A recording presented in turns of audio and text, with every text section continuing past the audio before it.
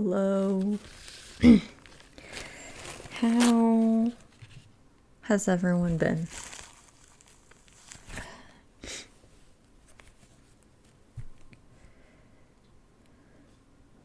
I have been fine, I guess. I was hoping to get a call back today about my cat's blood work, because I called yesterday. They said they had it, but the doctor who looked at him was not in yesterday. I got a call this morning asking how he's doing and everything, and if I had any questions. I'm like, no, but I'm still waiting on what the results are. So I was hoping for a call back today. That did not happen. But it is a smaller practice. They probably had an emergency and just could not get back to me. But I would like to know what the blood work says, so if we need to get on medication, we can do it sooner rather than later.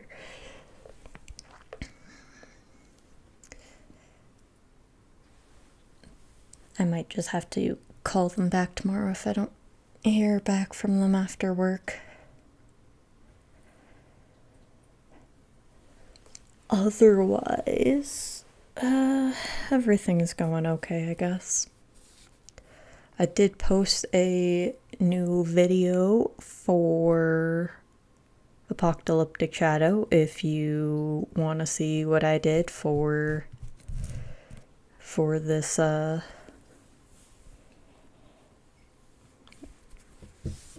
this new one. It has been the easiest Apocalyptic Shadow for me. I don't have any break teams, so I normally struggle really hard with it, but this one, 3 tries. I was very happy. And my last try, not the video try. I didn't record my first attempt, but the first attempt I did, I did not have all the relics on Branya. I was missing shoes on her, but I still got the max amount of stars you needed. So when I did record, I put shoes on her and got a better score, obviously. When your characters are all the way built, they actually do better.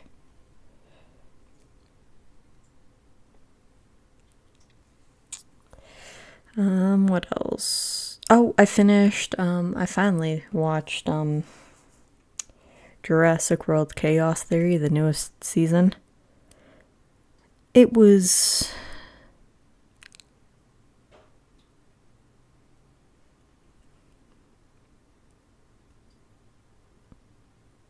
I don't think it was any better or worse than the other seasons.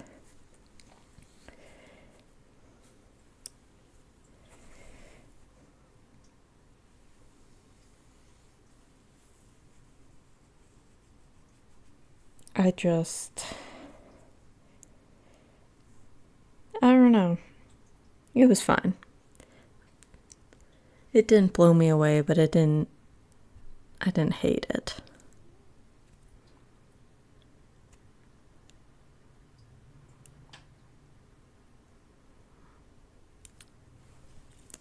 I don't think there's anything else that's happened in the week. Yeah, I don't think so.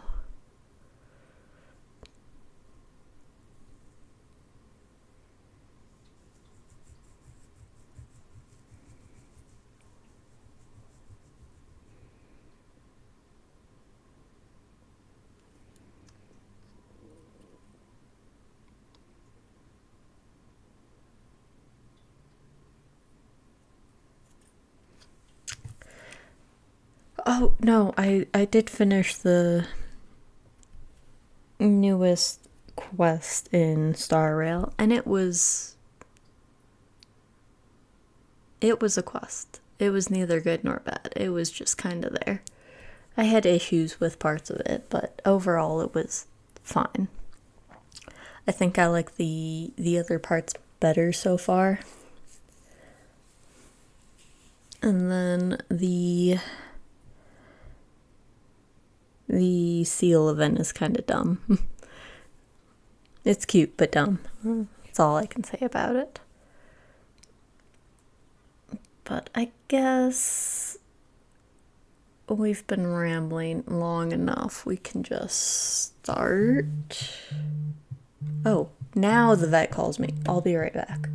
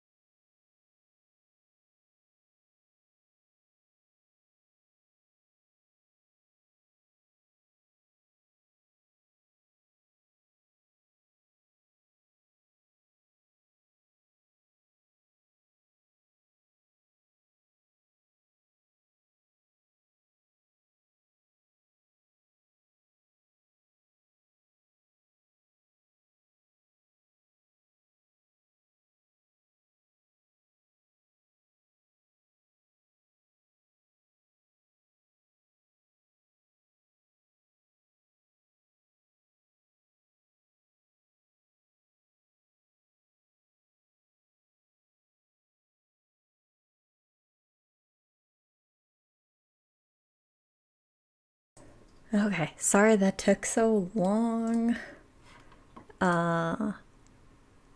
His blood work came back. He does not have hyperthyroidism, but we are trying a anxiety medication to hopefully help him sleep. And he's starting to get kidney disease, so we were talking about his new diet and everything. So hopefully everything works out.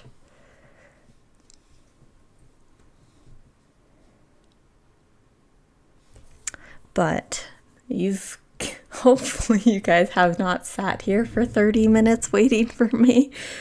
But if you have, thank you for sitting here and waiting for me to get back. Let me make sure everything's working.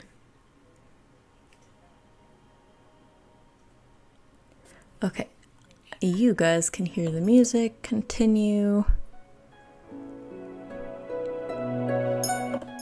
Okay, chapter 5. Oops. Give me a sec. I forgot. I need to pull this up. Now we can do this. Okay.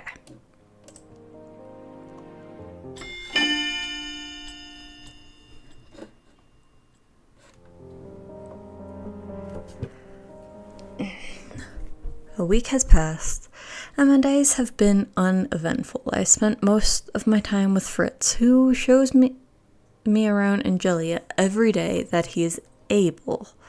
Most of the time, I actively try to keep him out of the Leverton home so that Delora can continue her investigation.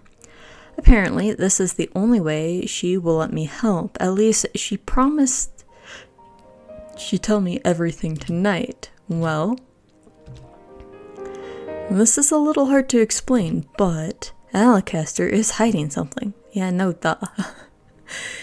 Even if we didn't play the other routes, Alacaster obviously is hiding something. Delora, I already know that. You didn't let me finish. When I said something, I mean everything. There's no clues here. Again, that's not weird. The dude's only here to sleep. Wait, before you throw that pillow at me, I really do have to tell you something. I know Varg knew we'd left to go back to the merchant. Somebody put wards on this house that somebody is alerted whenever someone crosses the threshold in and out of this place. Is that person a witch? How else would there be alarms? Could be a fairy, but considering the circumstances, I'll put my money on a witch. Do you think Varg put up those wards? He's working for the witches, but I don't think he has the ability to put up those wards. The wards are nothing like I've ever seen. They're like fine silk strands all around the house. Like a cobweb? Right. But you know what else I found? The web's not as strong around the back door. The door Varg took us through. That means we have a way out.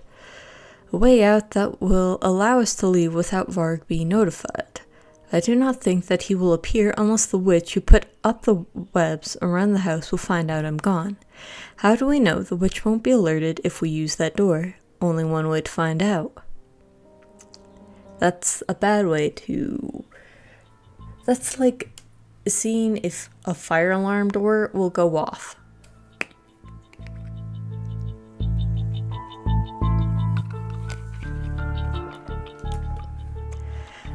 I leaned against the wall of the alleyway where I agreed to meet with Delora and catch my breath. Can't believe that worked. She had sent me out first, promising she would catch up with me once she made sure the witch wasn't going to come to the Leverton household when I left. Fritz said that he was tired from all the training he had done earlier that day and retired to bed early. That worked in our favor and made it easier for us to leave the home. She is taking longer than I thought she would. Has she been found out? I step away from the wall when I hear footsteps. Delora? What have I told you about wandering off? Suddenly, Varg is standing before me with a snide smile on his face. How did he know? Delora said he couldn't be the witch that put up the wards. We need to first save, actually. I meant to delete all our last saves, but oh well. We need to stand our ground. He works for Sir Alacaster. He won't hurt me. I do not know how the witch plays into all of this and what his relationship is with them, but I have faith. Sir Alacaster does not want me harmed. Oh, this is a surprise. Who knew a sheltered little princess would have a backbone? But in this case, your bravo is stupidity. Varg takes another step forward. Though we are not touching, I can feel the suffocation of his presence. I attempt to take a step back and realize that my back is already against the wall. There is nothing more I can do. You should be afraid of me. Poor little ignorant princess. If only you knew what was in store for you.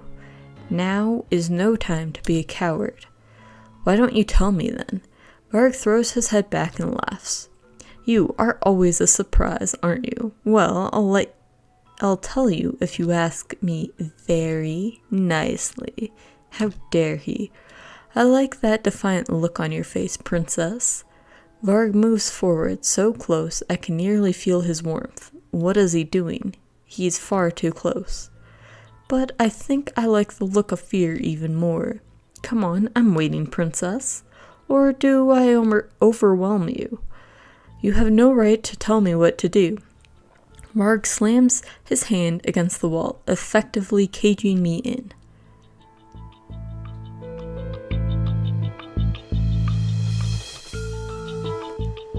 He leans down towards me, his smile predatory, but I do not flinch away. Still so brave. I'll admit it, I'm impressed. You're interesting, princess, and a lot more fun than I thought you'd be. As thanks for the entertainment, I'll share a little something with you. Alacaster doesn't want you safe because he's a good man. The type of man he is doesn't have a heart. That man won't do anything that won't benefit him in the future. What do you mean? Let's just say your safety is a requirement for something he wants from someone. Who? Wait. Is this someone Sir Mythos? Varg's eerie smile stretches further across his face. Oh, so you can think for yourself. What does Sir Mythos want? A lot of things. Ask me again when you can be more specific. Now, why don't you enlighten me? What's a good girl like you doing out at this time of night? I needed some air. Is that so? Well, I'm sure you've had quite enough. So, Varg pulls back from me the moment the footsteps sound. He swirls on the spot, his body tense. I feel a hand on my shoulder and realize blatantly that it's not Varg's. I'm pulled away from his grasp. Waltz? Quickly. What? Varg is cut off as he defends himself when a sword suddenly strikes at his direction. I would keep your eyes on me, scoundrel, unless you do not fear being skewered. That man, he was the one who was with Walt when I was chased down the streets. His features are familiar. Is that Karma? Come on, Lucetta, but we need to get back to the merchant. You're not going anywhere, princess. Try as you might, you're not getting through me. I have to fight you clowns? Don't make me laugh. I see Varg lift his cane, but Waltz pulls me around the corner before I can see what happens next. What just happened? Did Varg... I turn around to check, but Waltz keeps pulling me forward. I have barely even stepped into the margin before Delora pulls me into a hug. Thank goodness you're safe. Delora, Karma is still... Waltz pauses in surprise, and an intense light erupts in the middle of the margin. It is a very bright light. I would like it to stop. For a few moments, I am struck blind. As the light begins to fade away, I see Parfait. Her expression is grim as she holds on to the man who helped us earlier. Waltz pause. Wow. Waltz, please get Rumpel right away. I was like, pause doesn't make sense. Right away, Lady Parfait. Together, we carefully set him down on the sofa. Now that I can see the injured man more closely, I come to the conclusion that I was right earlier. Karma? Yes, he is badly injured. Parfait, what are you doing using that teleportation spell? You know what it does to your body. It was his cane. It was enchanted, and I didn't think. Parfait shifts on her feet before losing her balance and stumbles backwards. Delora catches her before she can fall. I didn't have a choice. He would have killed him otherwise. I was right then. I should have gone. What's all the noise? The instant Rumpel sees Karma, his puzzled expression sharpens into something more serious. Rumpel strides forward with a confidence I did not expect. I need hot water and the bag Annie's keeps in the kitchen. I'll grab it for you. Who is this man and what has he done with Rumpel? Rumpel recovered one of his journal entries the other day. He's remembered that he was a doctor. That doesn't really explain why his entire demeanor has changed, but I suppose that's not important right now. I'm so glad you're safe, Princess. I've never seen Parfait look this tired. Parfait, are you hurt? Don't worry about me, Princess. I'll be fine. Like any of us are going to believe that. I have so many questions for the two of them, and I have no idea where to start. My brain feels like a scrambled board full of puzzle pieces that won't fit together. Oh, don't fuss. I really am fine. What's going on? Delora, why don't you get the princess something to drink? I'll come and join you shortly. Delora sets a mug down in front of me before taking a seat beside me. Chocolate, hot and sweet. I raided the pantry for you. It smells exactly like something I've had in the palace.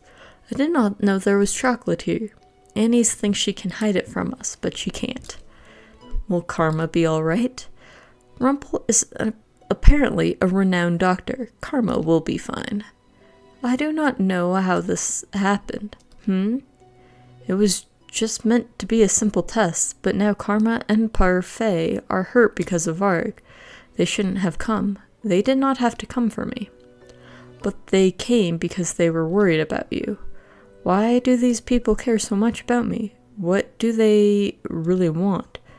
They would not have been hurt if they did not come. I went to meet you, but when I got to the plaza, you were gone. I thought there might be some magic barrier. Barring me from seeing you, so I ran to the merchant and asked for everyone's help. I messed up. They were hurt because I failed. The only one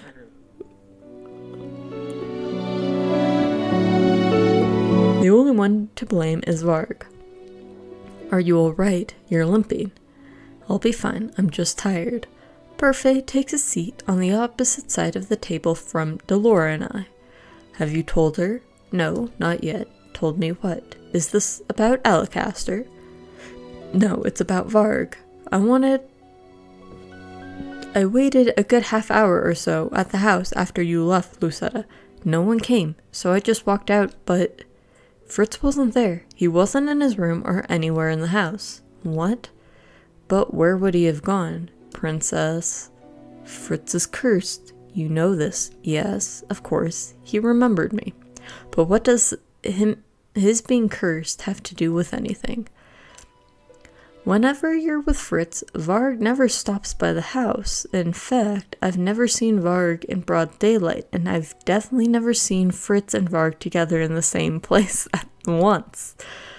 I've been wondering why Varg is working for Alacaster. Then there's the fact that he wears a mask and conceals his identity. They're linking Varg and Fritz together. That's not possible. Whatever you're thinking, it's ridiculous. So is an entire kingdom forgetting they have a crown princess. Magic works in strange and mysterious ways.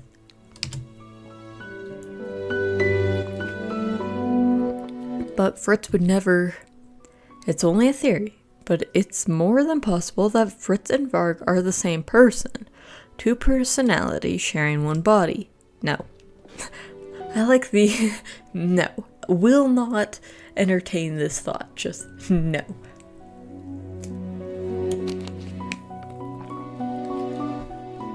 I stand and ball my hands into fists. You're wrong. I turn to walk away. Where are you going? Princess, we're not done talking to you. Delora, give her time. I do not go too far. I just wanted to give myself enough space to think.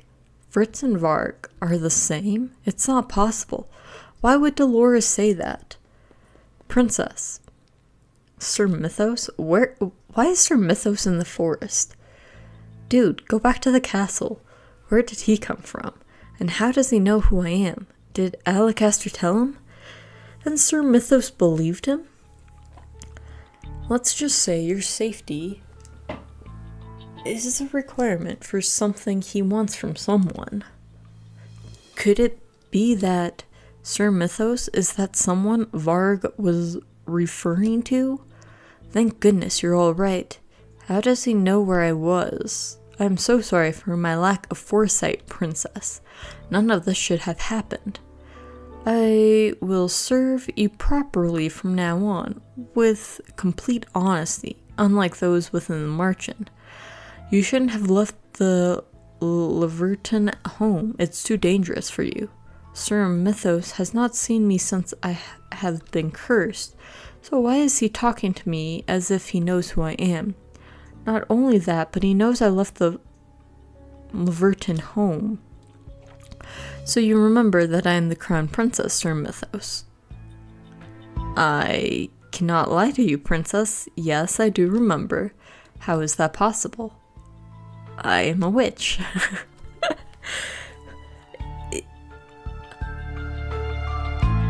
I don't want to say is he a good guy in this route, but like, why is he just giving us the information? A witch? Father would never let a witch work in the palace. I feel the cogs of my mind slowly whirling, piecing together a puzzle I cannot see in full. The witch who set the alarm on the Leverton home, the person Sir Alacaster wants a favor from, and the person he and Varg are working for, it's him? But you must believe me when I say I mean you no harm. I only want to protect you from the people in the Marchen. Protect me? Those in the Marchen have cursed you. It is unforgivable. When I heard what they did to Varg in order to abduct you. Abduct me from Varg? Who is Varg? You would not believe me if I told you the truth. I believed you when you said you were a witch. True. Forgive my assuming, princess. I take a deep breath and look him in the eyes. Are Varg and Fritz the same person? Yes, in that they inhabit the same body. So Delora was telling the truth, but it was necessary. Fritz was not willing to follow some of my orders that ensured your safety. Varg, however, is obedient and a more capable bodyguard. I think you just lied there.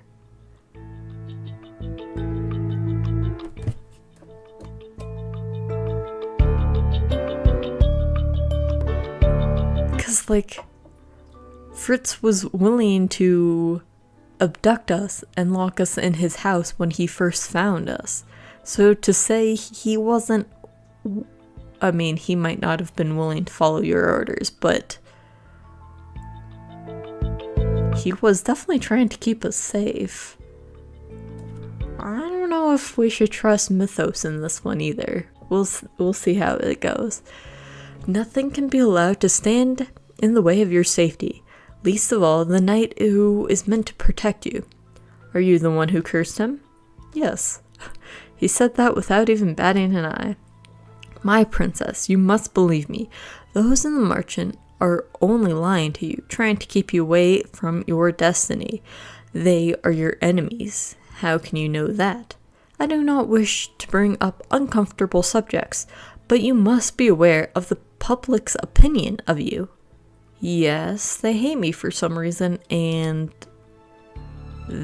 they want Emily to be crowned princess in my place. Sir Mythos nods, his expression solemn, but flickering with sympathy. And the merchant people have cursed you, haven't they? Such a curse keeps you from your rightful place. He is right.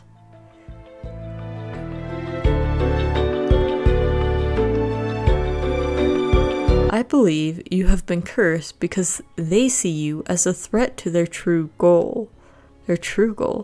Perhaps they meant to teach you a lesson, so to speak, because they irrationally despise you.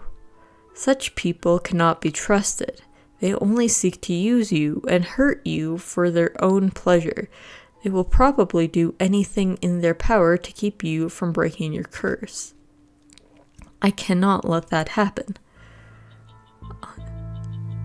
Okay, so you're in this route, you're emotionally manipulating me. Okay, I see your game here, Mythos. I failed my queen in this once. I shall not fail you. Could that be true? Delore and Parfait are trying to balance the light and darkness in the kingdom, and the curse is meant to teach me. So, could what Sir Mythos be saying really be true? What he says makes sense.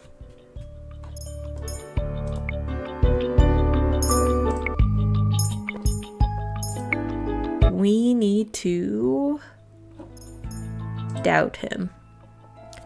But it cannot be true, right? I don't believe you. The people at the March-In are not... Would good people curse you, even knowing how much you would suffer as a consequence? If they truly cared about you, would they have cursed you? Delora might be the one who cursed me, but everyone else in the March-In doesn't seem to think anything of it. I don't know what to think. I know this is difficult to believe coming from me, so why not ask them, princess? Ask the March-In traders if they consider you a threat. Ask if they do not intend for you to suffer beneath the weight of your curse. You will learn that I have not lied. I go back to the March-In with dark thoughts swirling in my head.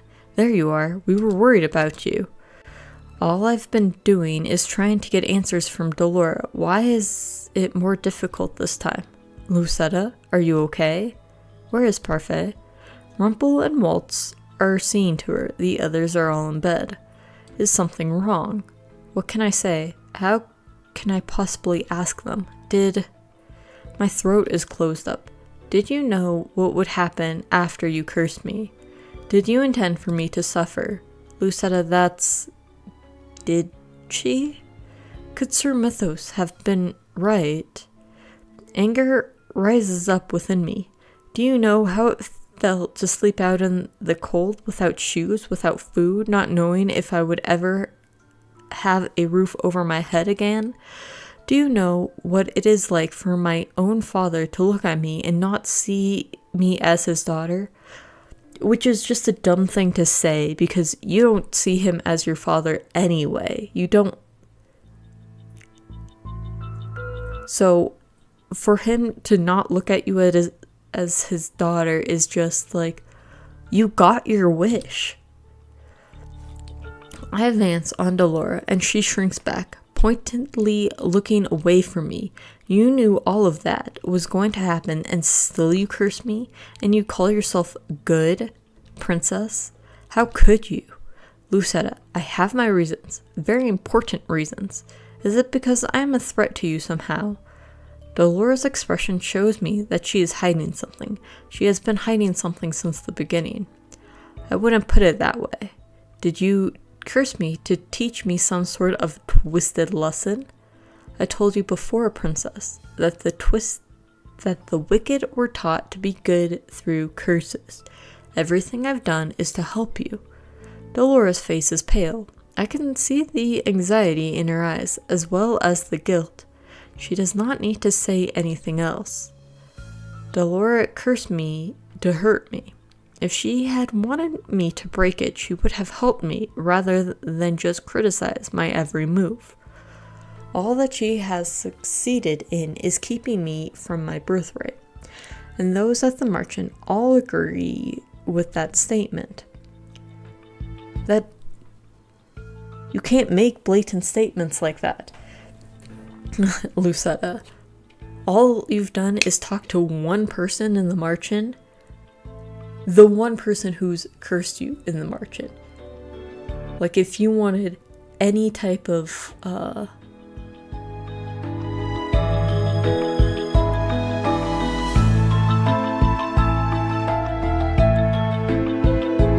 closure or result to see if everyone in the margin hates you, you would have talked to more than just Delora.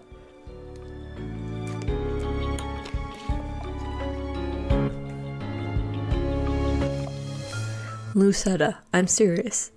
I really just wanted to help you. Serious. When she has done nothing to help me, the answer is obvious. Delora does not want me to succeed. They are not different. They are the same. They are the same as everyone else. Sir Mythos was right. I cannot believe I trusted you. I thought everyone here was different. I thought you were different, but I was wrong. I turned to leave. Lucetta, wait. I make my way back to where I was earlier, making sure no one has followed me. I see that Sir Mythos stands firmly in the same place. As I draw nearer, I notice that his expression is concerned and his eyes gentle. Are you all right? I take a moment to assess my feelings. There is anger, but also resignation. Was I expecting him to be right all along? Rough night, Where did Varg come from? I'm afraid our princess has learned the true nature of her merchant friends. I did not have to speak with everyone to know. No one in that place has any reason to help me. It's naive to think that their kindness does not come with a price. Come, let us leave this place at once. Sir Mythos holds out his hand for me, but I do not take it. I instinctively take a step back. Is something wrong? Where do you intend to take me? To your rightful place. I will take you back to the palace. How? No one there will believe you. And you know who I was right from the beginning. Why did you not take me back to the palace earlier? I apologize for the delay, but I was making preparations for your return. Preparations. You will find out soon enough. Can I really trust Sir Mythos? At this point, I am not sure whom I am supposed to trust anymore. I would rather stay with Fritz. My eyes fly to Varg, but I do not sense any of Fritz's warmth on his face. His lips slowly curl into a smile when he meets my gaze. So the princess knows, huh? Where is Fritz? Sleeping. Should I wake him up for you? I'm not in the mood for jokes, Varg. I want Fritz back. You wound me, princess. You choose him over me? I can protect you better than he can. His smile becomes more malicious when he sees the irritation on my face. I will be safer under Fritz's care. Oh, will you now? because I'm confident you'll be safer under mine. Varg, do not be disrespectful to the princess. Varg scoffs, but says nothing more when Sir Mythos turns to me. Princess, it is of the utmost importance that you are kept safely away from the merchant, and the palace is the safest place I can think of. And also, your mother requires something of you. What is he talking about? Mother is dead. Tell me what it is. I cannot talk about this here. Once you return to the palace, I will tell you all that you need to know. Right now, I must return to the palace to make the final arrangements. Varg will escort you to the Levertons so that you may gather your things. At dawn, come to the palace gates. I will ensure your entrance and safety from there. Until tomorrow, princess. Sir Mythos bows to me, but does not even spare Varg a glance as he walks away. I turn to look at Varg. It is still hard to believe that he and Fritz could possibly be the same person. His hair color, posture, and personality are all so different from Fritz. How could they be the same person? Do I have something on my face? I close the distance between us with a single step. Watch yourself, princess. I bite. You do not. Excuse you? Varg looks slightly shocked at my straightforwardness, which is surprising in and of itself. There is no reason for me to be afraid of you. If this is Sir Mythos' doing, then he won't let Varg hurt me. Mythos has a terrible habit of running his mouth, doesn't he? I ignore the flare of awareness in the pit of my stomach as I look closely at Varg's face. They are the same height and build, but that is not so strange. I lean in closer, still so that I can look past the shape of his mask. His eyes are the same. They are Fritz's eyes. I can no longer deny everything Sir Mythos and Delora have told me. The man standing before me is both Fritz and a stranger, one of the people I thought I knew best, but now know nothing about. You are Fritz's curse, but I have not heard of a fairy tale that involves two people sharing one body. Yeah? You really should brush up on your fairy tales. Varg's voice is suddenly lower, a low growl in his throat. I feel a shiver run down my spine. I try to run away, only to have my attempt thwarted by Varg, who stops me by reaching out to grab my arm. You cannot hurt me even if you want to. Fritz would never... Oh, but I'm not Fritz.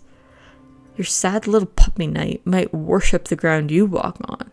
He might sit and beg for even a single scrap of your attention. But guess what? I'm not your dog. He abruptly releases me and turns swiftly on his heels before walking away, footsteps smooth. For a moment, I stand there, shocked. How could he insult Fritz in such a manner if they are the same person? How could a curse change Fritz into someone like Varg?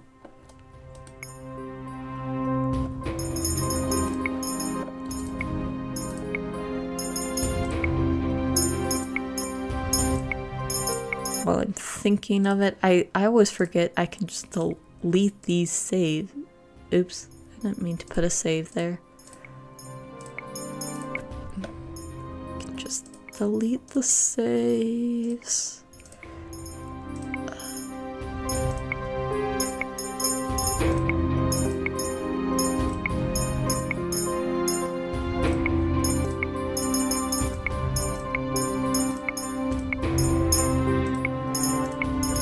Okay. We need to say nothing.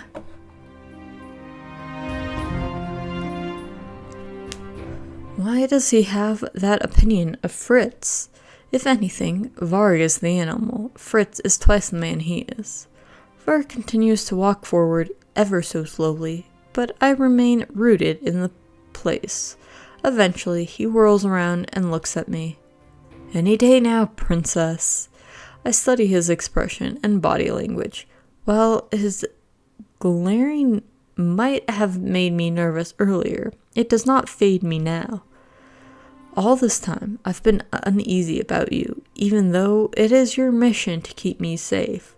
But if that's the case, why do you seek to frighten and overpower me at every turn? I raise my eyebrow at him, then take a confident step forward. This time, it is Varg that shrinks away from me. Does having to answer to Sir Mythos and Sir Alacaster chafe at you, Varg? I suspect it does. I know that Fritz sometimes struggles with their commands as well. Unlike you, however, Fritz does not take his frustration out on other people. He does not lash out at others by scaring them. And he certainly does not protect people by stalking them from the shadows. I like how we're defending Fritz even though we chose to keep silent. Varg's hands clench over his cane as he glowers at me. You always talk about that idiot. Do you know how sick I am of hearing about him? You want to know the truth, Lucetta?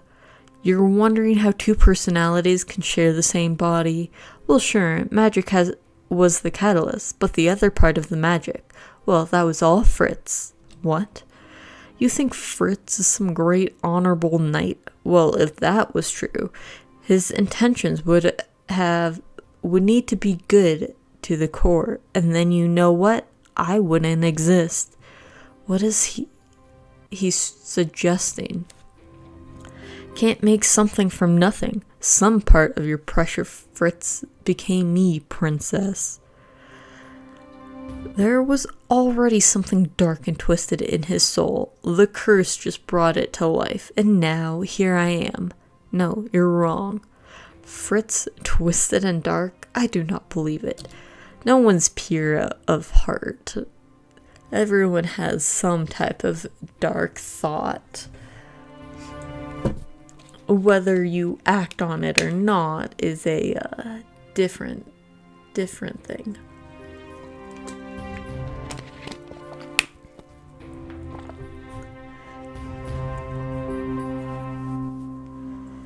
I think I know Fritz and Gerald a lot better than you do, Lucetta. Don't think I act this way of my free will, at least. Not completely. I have these compulsions. The spark in Varg's eyes is dangerous. His eyes suddenly seem out of focus as he stares at me, his gaze glassy. His expression suddenly twists, becomes something dark and anguished. He doubles over to the ground with a pained gasp. You are meant to be asleep. Whom is he talking to?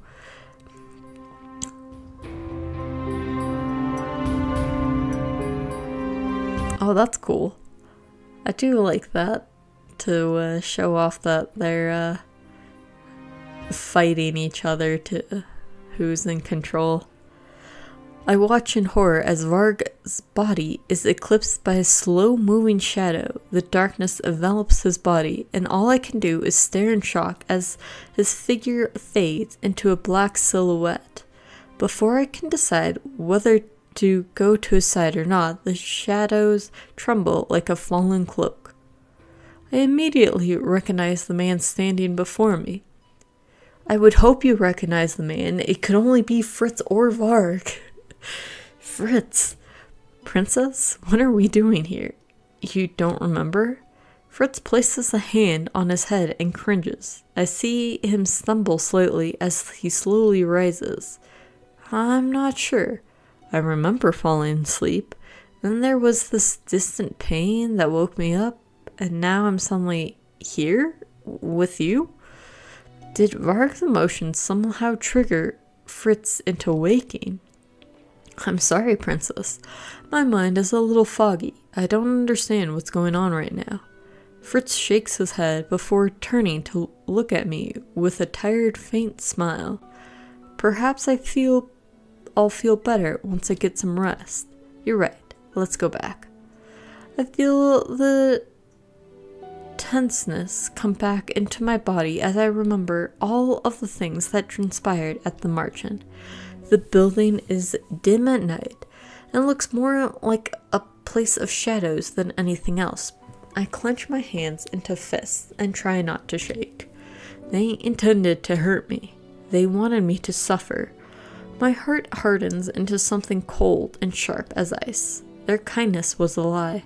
Mother taught me people were like this. I should have listened to her. I finally turn away from the march-in with conviction. I am not meant to stay there. I must go back to where I belong. Lucetta, are you alright? Why wouldn't I be? Your personal maid left last night? Yes. Is it true that you caught her trying to steal one of your dolls? Why would I lie about that? I am sorry. Why? Because she betrayed your trust. Impossible. I did not trust her in the first place. But wasn't she with you for years? Yes. And you are not at all saddened by her change of heart. She saw the opening to take something from me and took it. I am not surprised nor sad. It was to be expected. All people use others to take things that they want. Princess, why are we here? He really doesn't remember anything about last night. I guess his memories must truly be separated from Varg's. I've been trying to remember, but my memories feel like they're slipping through my fingers. Why won't you talk to me, Princess? If I said or did something wrong yesterday, I'm sorry. You did not do anything wrong, Fritz. He's the one at fault, not you. He? When I open my mouth to tell him about Varg, I find that the words are stuck in my throat. I turn away for a few moments, the gloom settling back on my shoulders. But after hearing what Varg said, I do not have the courage to tell him. Not yet. You think Fritz is some great noble knight? A great honorable knight. Well, if that's true, his intentions would need to be good to the core. And then, you know what? I wouldn't exist. Can't make something from nothing. Some part of your precious Fritz became me, Princess. There was already something dark and twisted in his soul. The curse just brought it to life, and now here I am. Why won't you look at me? Have I been a fool to so blindly trust Fritz all this time too, Princess? Princess, you are here. Sir Mythos, the preparations are complete. You are now free to enter your old home. Sir Mythos pushes open the gates and walks through. I take a deep breath and then follow after him. I have so many emotions inside of me right now that I cannot even begin to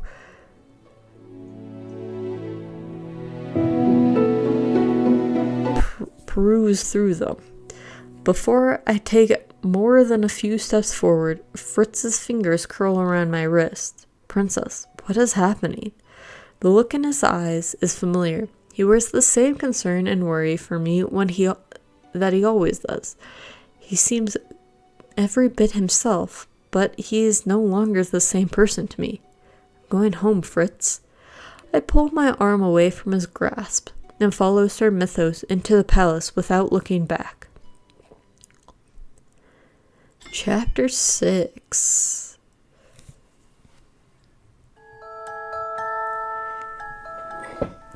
Tell me the story again. Do you never tire of the story, love? Please. Well, since you asked so nicely. Once upon a time, there was a queen who had a daughter that she loved very much. But the kingdom the queen ruled was a cruel and mean place. The people were liars and thieves, and it was terribly dangerous. The queen knew that the kingdom would never be safe for her beloved daughter if she didn't work to change it. So the queen worked day and night with magic. Hush, dear. So the queen worked day and night and used her magic to take the bad people's energy from them so they couldn't cheat and steal and lie. And then the queen made sure that the energy would stay with her and her beloved daughter, so nothing could harm them ever again. And the queen and her daughter lived happily ever after. There are 2 days remaining until my 18th birthday. I don't even think we've done one good deed, let alone 3. Oh no, is this a route where our curse only breaks because of us taking over the mantle? I've been living in the palace for the last few months, and while it is not what I expected, it is still not so dissimilar to what that I am uncomfortable. I get to stay in my own room and am served the same food as the occupants of the palace. Only now I am not expected to share my meals with the king and his family. It was strange that nobody ever asked who I am, not even the king, but that did not matter. What is important is that I am back in the palace. Only a witch like Sir Mythos could have orchestrated all of this. Magic was all I needed to bring you back here. Convenient, isn't it? Who exactly are you, Sir Mythos? What is a witch like you doing here in the palace? I am your mother's faithful servant, your highness. But I do not recall ever seeing you here until after Mother passed away. I did not work within the palace at the time, but once your mother passed, I took the job here to fulfill her wish to protect you. I was consumed with worry when you disappeared all those months ago. I suspected immediately that you were cursed and that the Lucis Bearer had acted to keep you concealed from me. If only you could understand the relief I felt when I learned that Fritz had found you. How will you prove that you're not like the people at the Marchand? That you will not lie to me or betray me? Sir Mythos kneels in front of me and places a hand over his heart. I made a promise to my queen that I would give you my undying loyalty, princess. I would protect you with my life.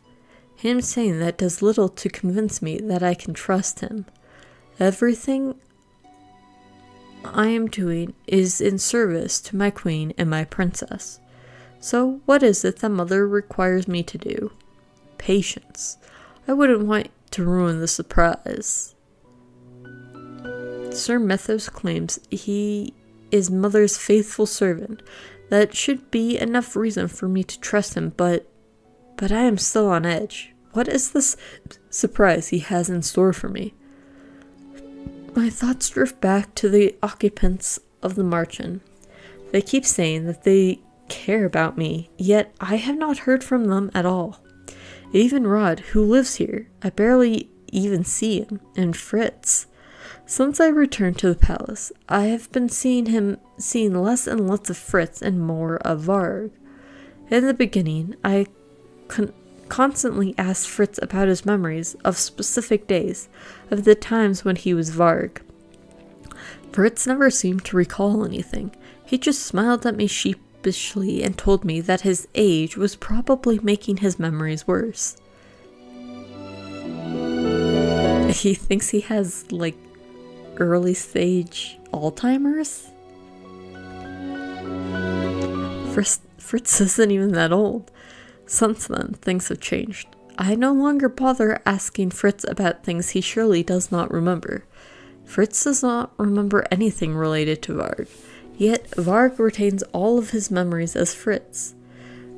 I know I should tell Fritz about Varg, but it is the fear that he would not believe me, but also something much worse. I am worried that whatever is inside of Fritz would only lash out at me, the part of him that Varg came from.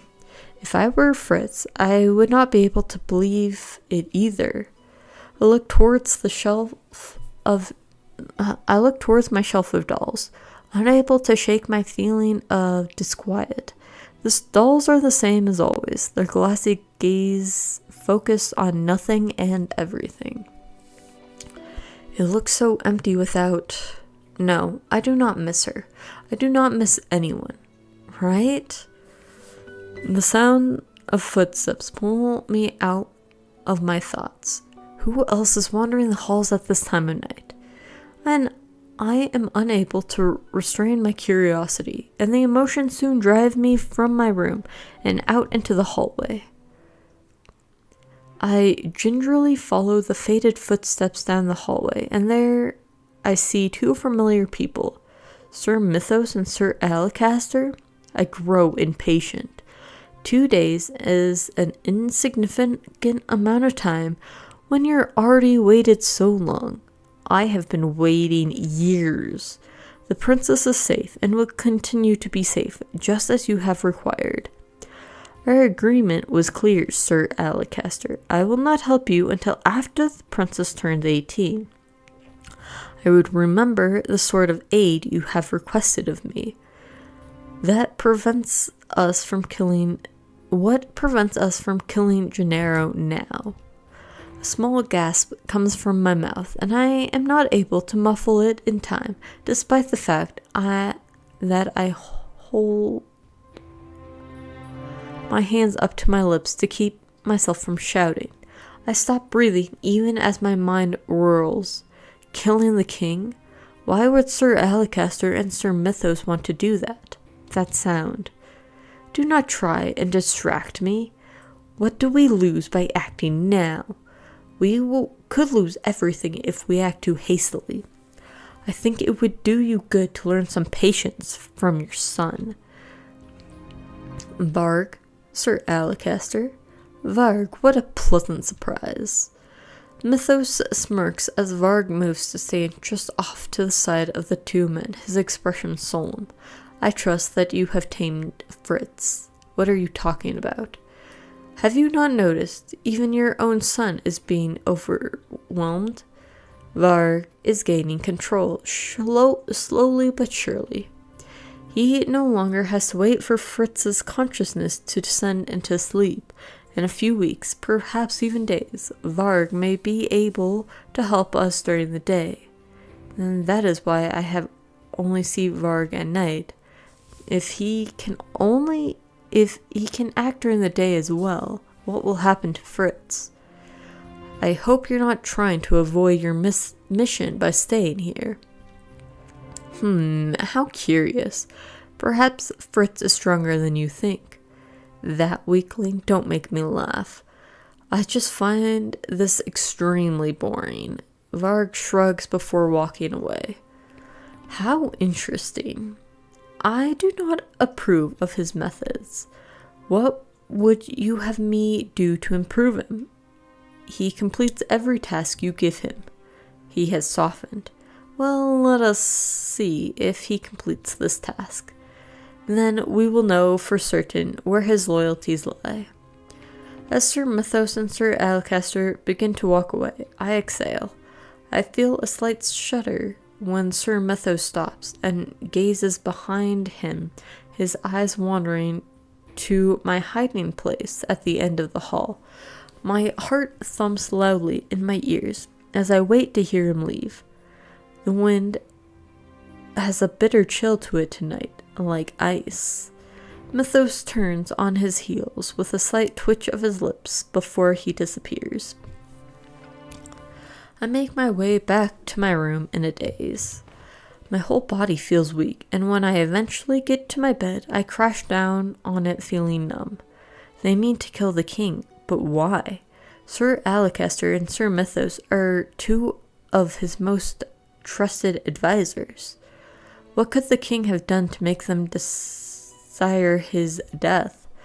Why does Sir Mythos want to wait until I am 18? What happens then? Does this have something to do with the gift he was talking about? Does Sir Mythos plan on using me for something? I clench my hands into fists and inhale sharply. I think of the other things that came up in conversation.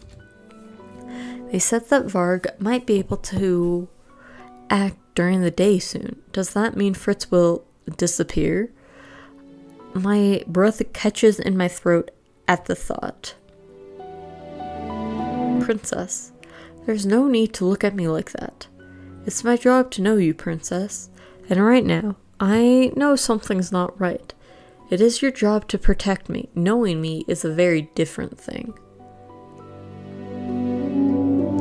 Princess, please, perhaps you should worry more about yourself. My job as a knight is to protect my charge, to put their life before mine. If I can't protect you, how can I call myself a knight? Fritz reaches out as if to touch me, but I shrink away. Do not touch me. Sorry, Princess, just please know I'm always here if you need to talk. If Fritz disappears, what will happen? I almost jump when I hear someone shouting just outside my door. Quickly, Emily. Rod? I quickly stand up and move towards my door, pulling it open only to catch a glimpse of the outside. I end up opening the door into Rod's face. Oops. That would hurt. I mean, kind of what happens if you walk right against doors. Or right against walls. He comes to an abrupt stop and glares at the door that blocks his straight path. His hand is outstretched, as if he meant to reach for my door. Rod? Emily? It's so late. What are they doing out of their rooms? Rod's fingers tighten over Emily's hand. They both look exhausted, and Emily is on the verge of tears. What is happening? Rod seems to consider something before he finally comes to a silent conclusion. His eyes glare right into mine. Get out of the way. Rod's voice is colder than usual, even for him. Emily's eyes widen as she stares at him in shock. Rod, but I thought... This isn't the time. Ah, so here's where the rabbits escaped. Varg? Varg is slowly making his way over to us, his posture relaxed, his expression indifferent. He does not even look wounded. Well, this is complicated. We need to help them.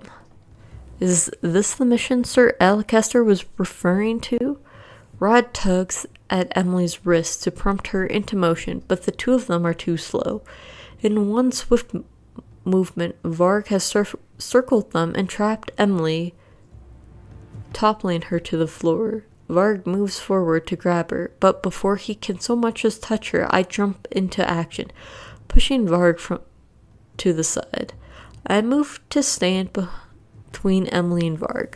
I can hear Rod helping his sister up, but my eyes are trained on Varg.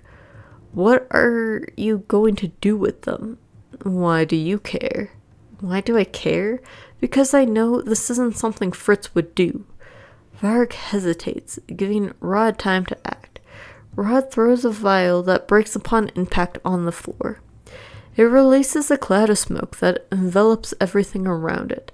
I feel someone's fingers on my wrist, and then I am being dragged away.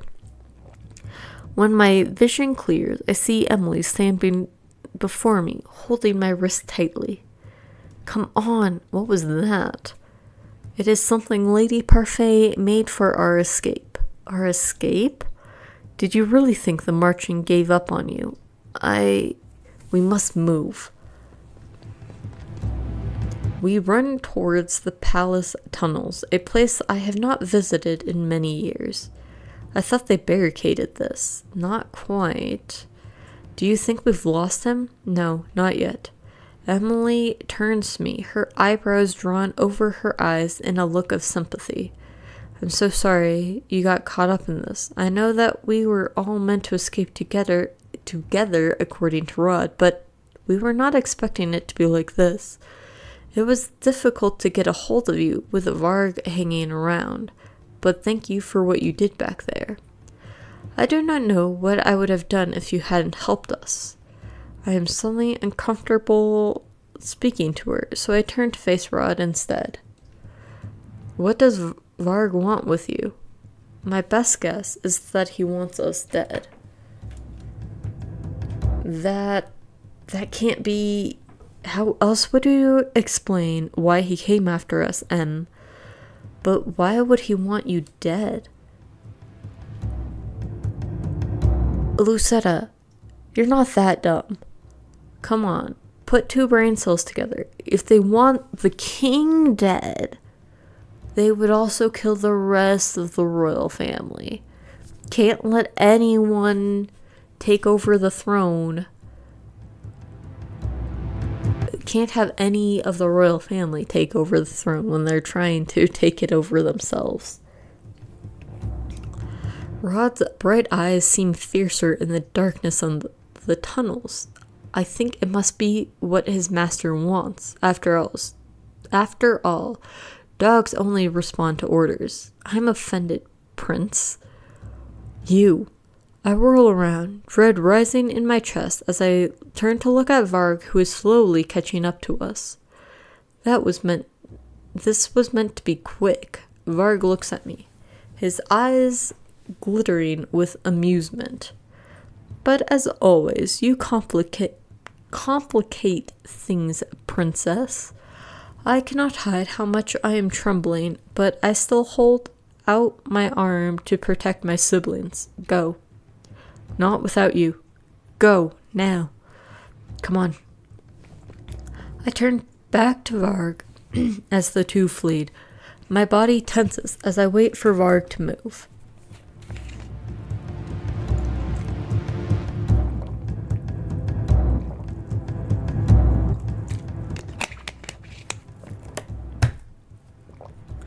I will stop him, or at least buy them some more time.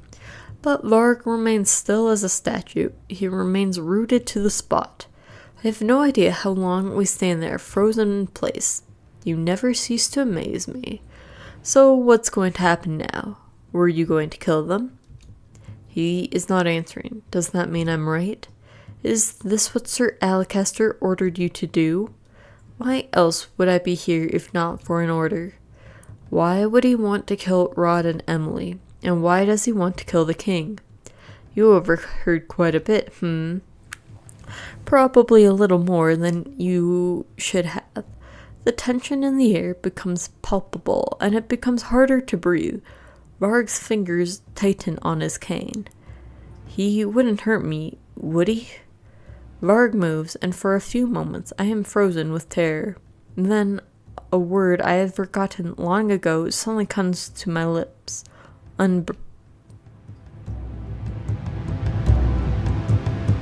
Unbind? A word that Fritz once told me before.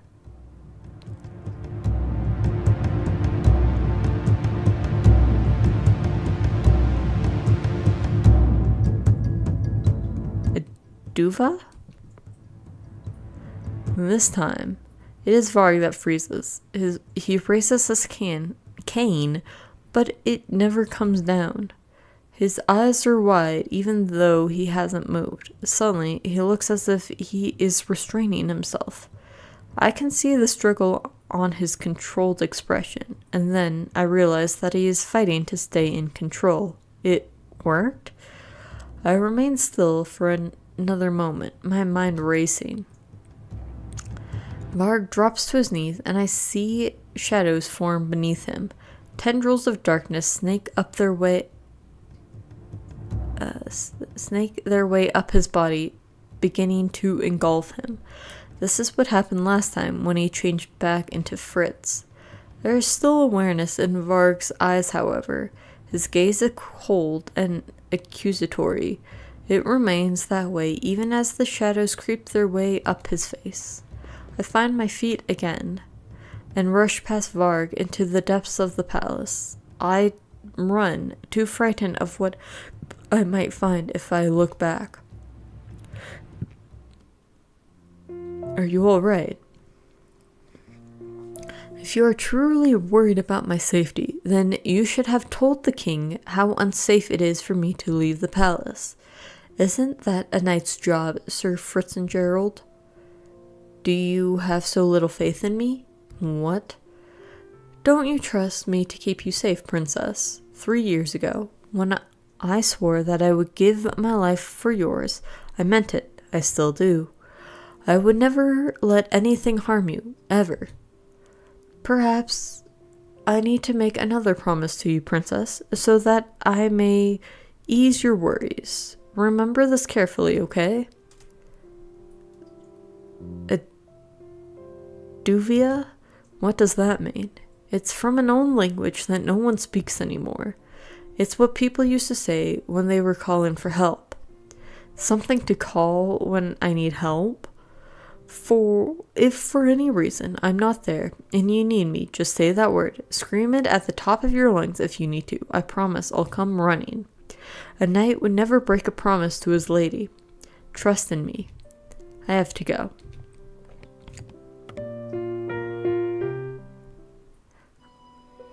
I have been awake for hours, unable to sleep. I stand at my window, waiting for something, anything to happen. But it is all still beyond the glass window pane. I have no idea what I ought to do.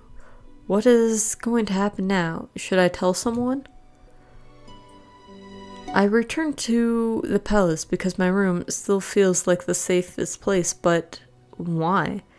I am here because I feel I need to tell the king what happened, because I hope that Fritz will return. I do not know if the king is still here. I haven't seen him at all.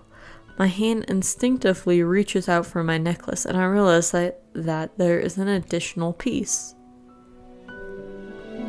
I was correct. We didn't even have one piece when we finally got this close to.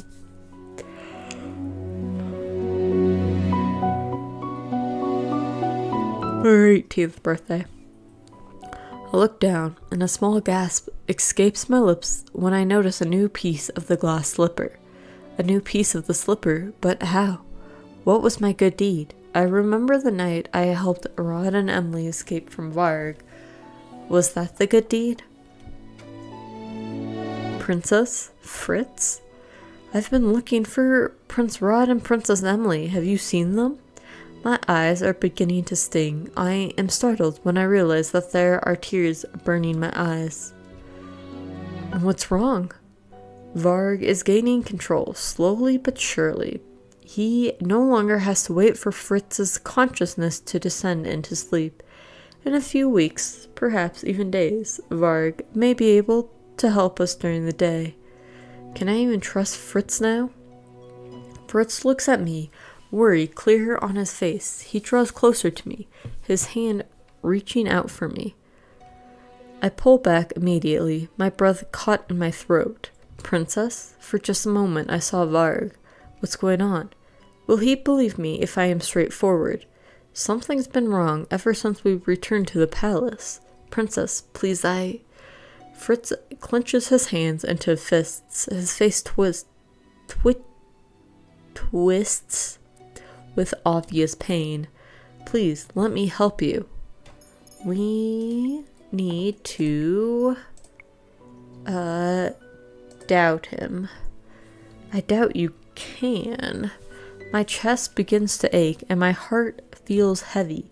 You never believe me. There is a certainty in Fritz's eyes that was not there before. He looks at me with fierce determination. Try me. I sigh and rub my hand over my eyes. You are cursed. His silence is all the response I need. I knew this would happen. I knew he still wouldn't believe me. Princess, we talked about this before, but what exactly are you seeing that makes you so firmly believe that? I eye him wearily. Will he really listen to me? You are cursed with an alternate personality, a cruel one. I've known him for months now. Varg, well, you, Fritz, were going to kill Rod and Emily last night. He reaches out to rest his hand on top of mine on the windowsill.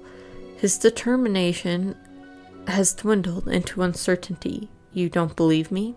I believe you, Princess. I can see it in your eyes, Fritz. You doubt me. I don't doubt you, Princess. I'm just confused. How could I not know about the existence of an alternate personality, or about a curse inflicted on me? I pull my hand away from him and cross to the other side of my room so that my bed acts as a barrier between us. But Varg knows you. How is it possible that Varg is so aware of you when you do not even know he exists? I begin to pace, my emotions whirling. And how am I to trust you when you won't even trust me? I know you weren't going to believe me. How could I have been so stupid to think that you would? Princess? He begins to move towards me, but I stop him in his tracks with a single glare. Don't. Silence descends upon my room. When I finally look at Fritz again, the man I see is a stranger. Gone is the Fritz that I once knew, and standing in his place is nothing but a shadow. I thought he'd be different. He showed me so much kindness and pretended to care, and yet Mother was right. Mother was always right. I feel a dull ache in my chest as I turn on my heels to look away from Fritz. This is what happens when you trust someone. This is what happens when you begin to believe in others. No, come here. We don't need to do that.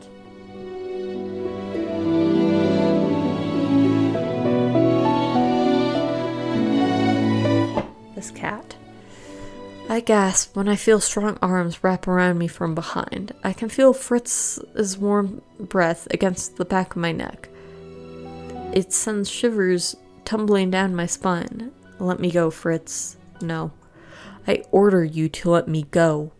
But Fritz only tightens his grasp, while the warm embrace is suffocating. It is oddly comforting.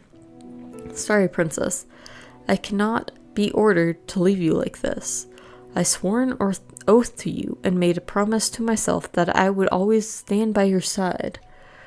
No matter how much you push me away, I will always be here for you. From the day I was assigned to you, I saw how much you suffered. That's why I will protect you with everything I am. I bite my lip as I struggle to keep myself from crying. Give me a sec. Hi. Give me let me. Come here. Come here. Come here. All I have is pets right now. That is all.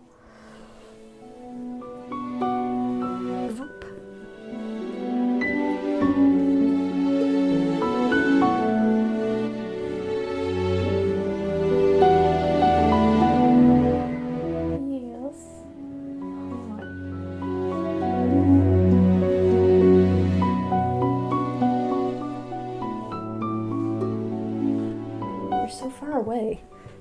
Come closer, please. How can I trust Fritz's words when Varg has done nothing but cause suffering to everyone around me? But it seems like I have also been the one to cause you so much pain. He loosens his arms until I am no longer within his embrace. I suddenly feel cold and empty, but I do not move towards Fritz again. His voice is very soft when he speaks again. I am sorry. I do not look up when he leaves. You cannot rely on anyone but yourself.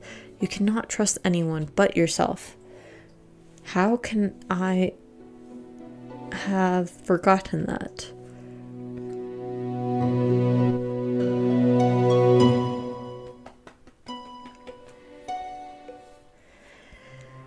If I had been able to have my way, I would not have left my room at all. After everything that has happened, I do not think I want to know what Sir Mythos' request is. I'm also worried that this so-called wonderful gift he wants to show me. Perhaps he means to kill me along with the king. Surely I would be more alarmed at that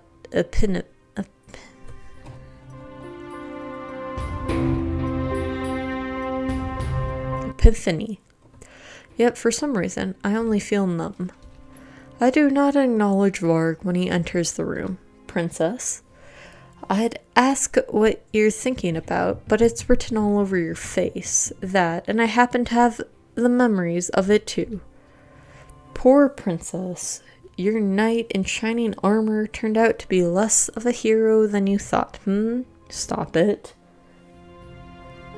Hurts, doesn't it? Well, I did tell you. I wonder why you're so surprised. Varg, I think you are annoying our princess, Varg. Sir Mythos's presence, for once, is actually a relief.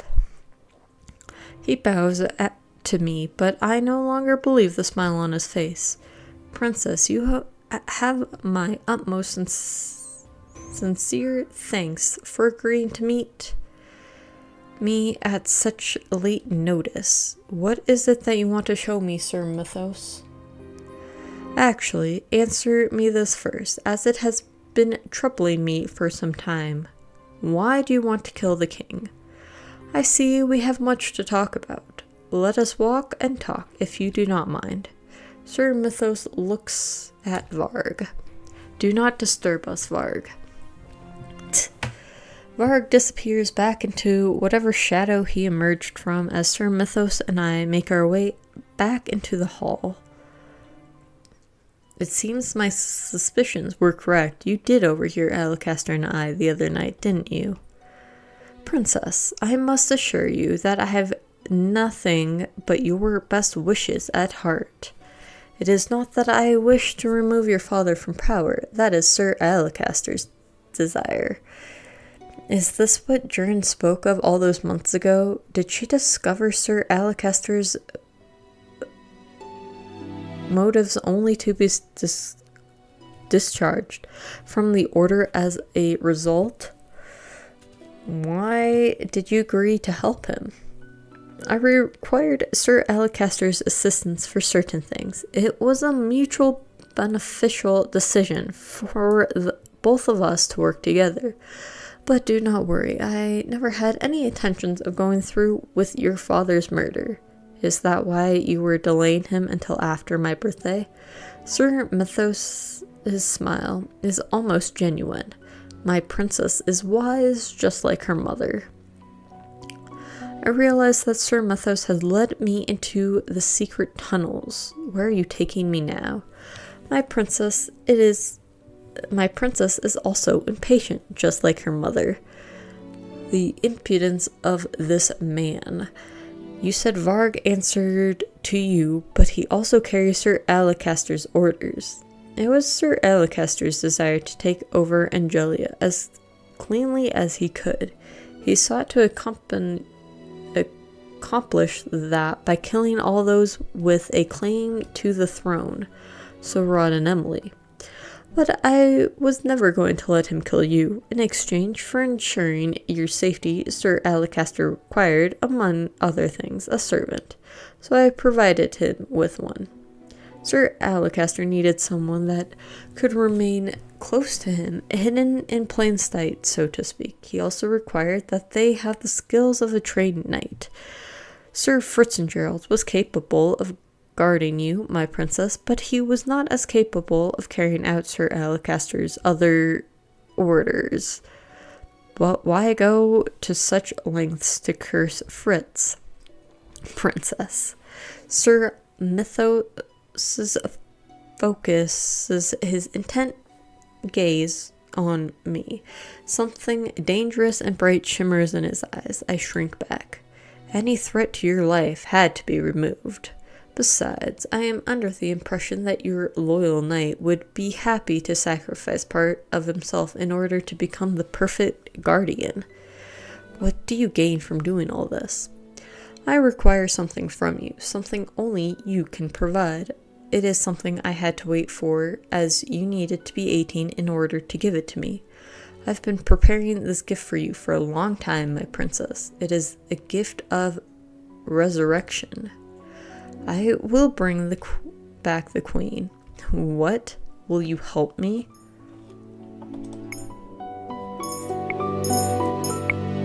me to say Mother is dead.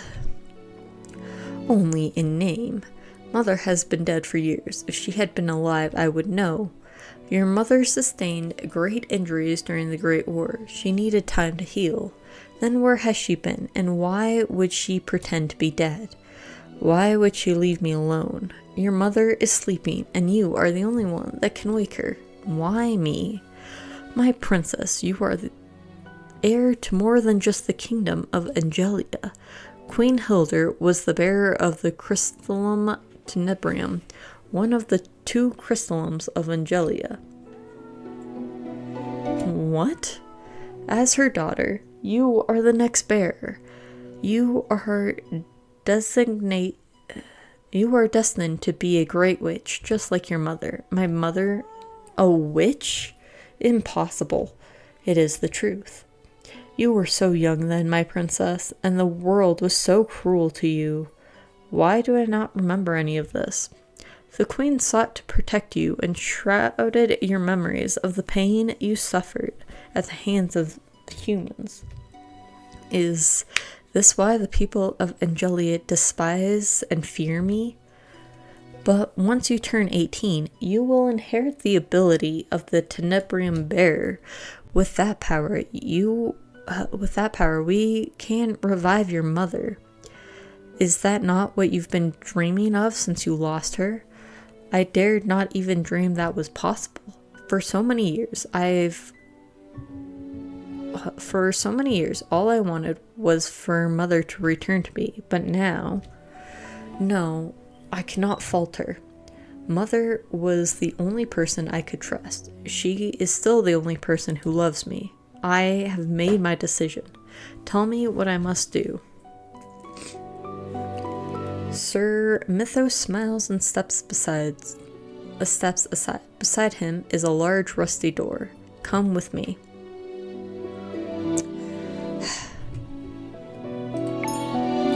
Give me a sec. I will be right back.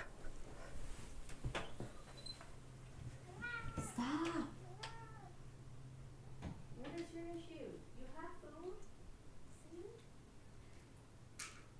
You have food? Yes. I tried pets, and you said no, I don't want pets either.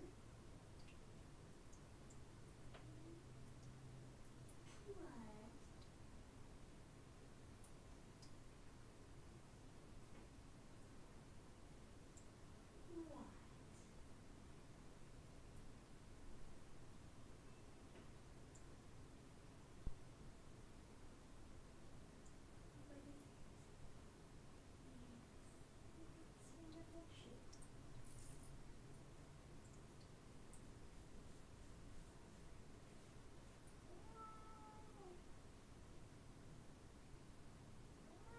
Yes.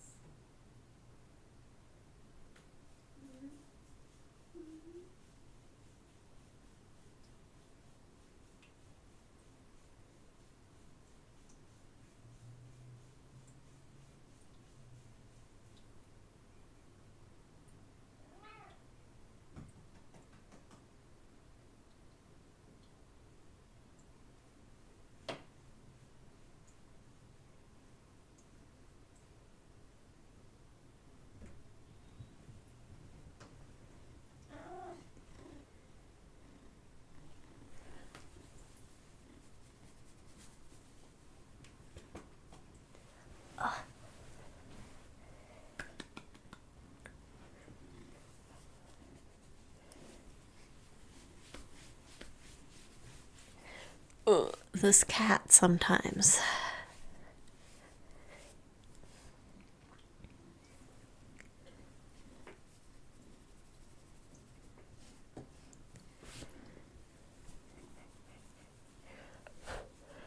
Okay.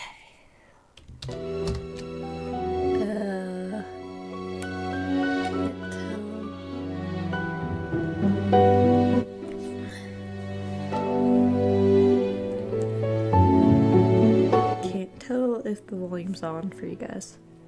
Yes. Okay. mother. She is still as beautiful as the day she became one with the tenebrium. Sir Mythos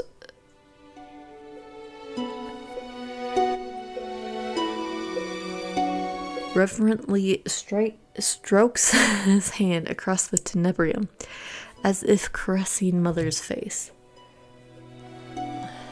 These last 4 years, I have come to visit her as much as I possibly can.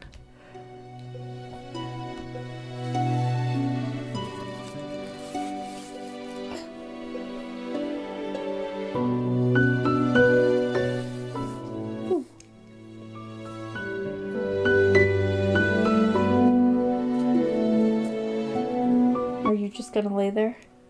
Okay, cool. But I cannot wait to see her beauty grace the halls of the palace once more. Sir Mythos turns to me. Place your hand on the tenebrium. Wait, before I do this. Sir Mythos, you said you have no desire to kill the king. Yes. Swear to me that you will not allow Sir Alacaster's plans to succeed. Swear that you will protect the lives of the royal family.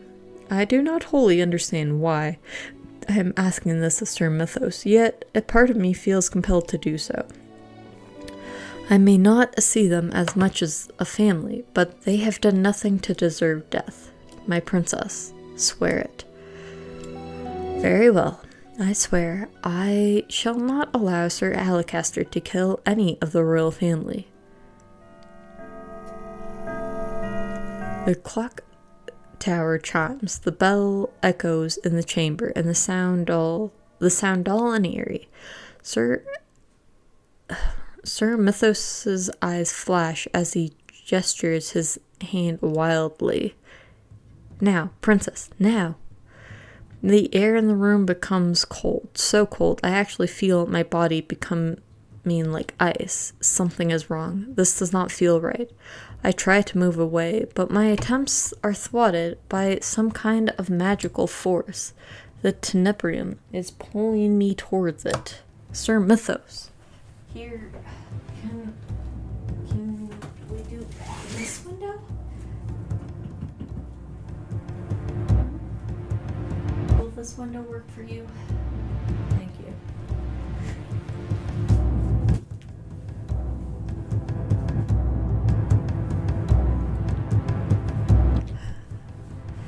It is too late it's too late to turn back now, princess. No. The pull is strong. I am drawn to it like a magnet. The invisible force renders me a puppet. It takes hold of my body and forces me to raise my hands to the crystallum. I press my palms against the face of the tenebrium.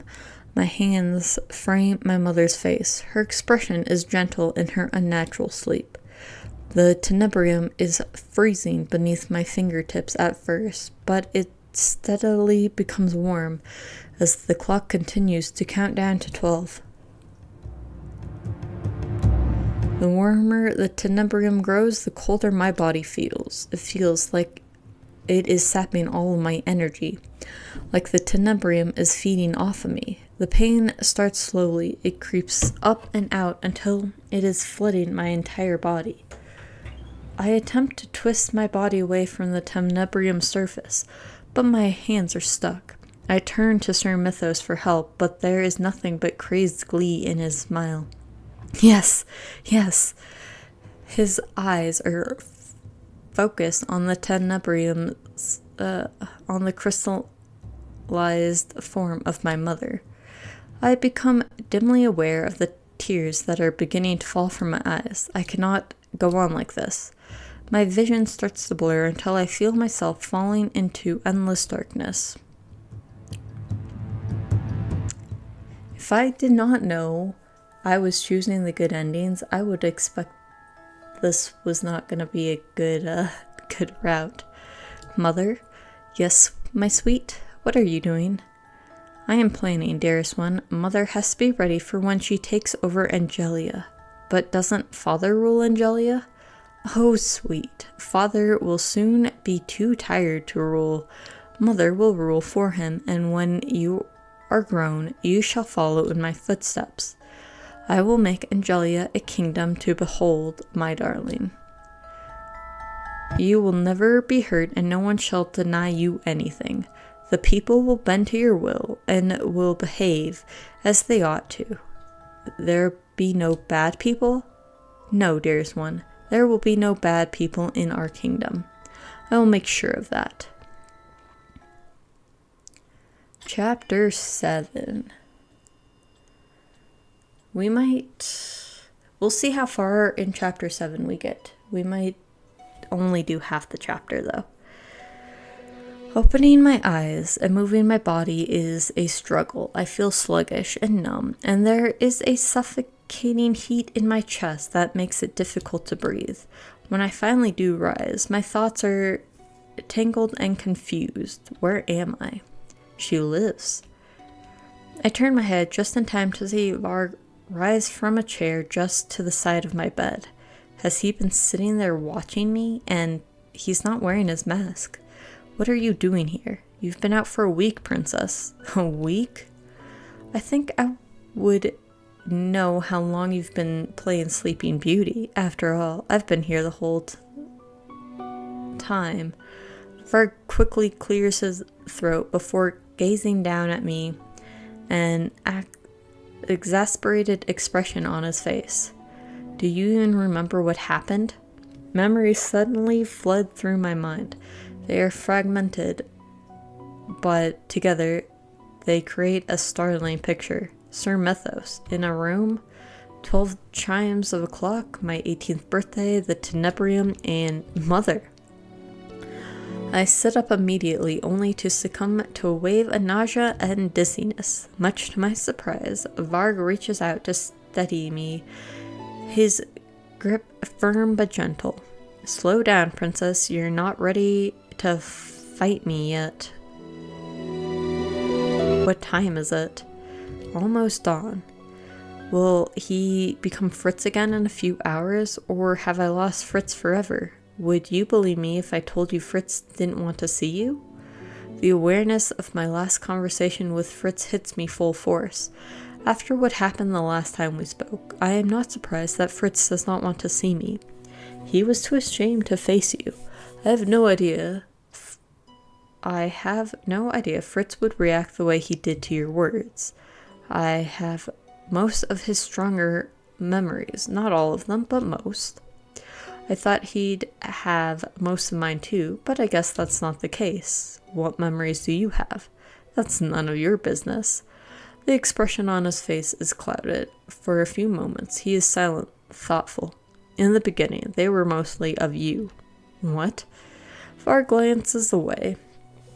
I notice the way his fingers drum uneasily on his cane and stares. I've never seen Varg look like this. I carefully slide my way over to the edge of my bed, allowing my feet to dangle to the floor. Fritz cares about you, princess. Take my word for it, if no one else is. Why is he suddenly telling me all of this? Will I ever see him again, or has he lost to you? Varg flinches back from me, taking a few steps back to put some distance between the two of us. I can't say. I watch Varg closely. I've never noticed before, but Varg's emotions are very clear if you know what to look for.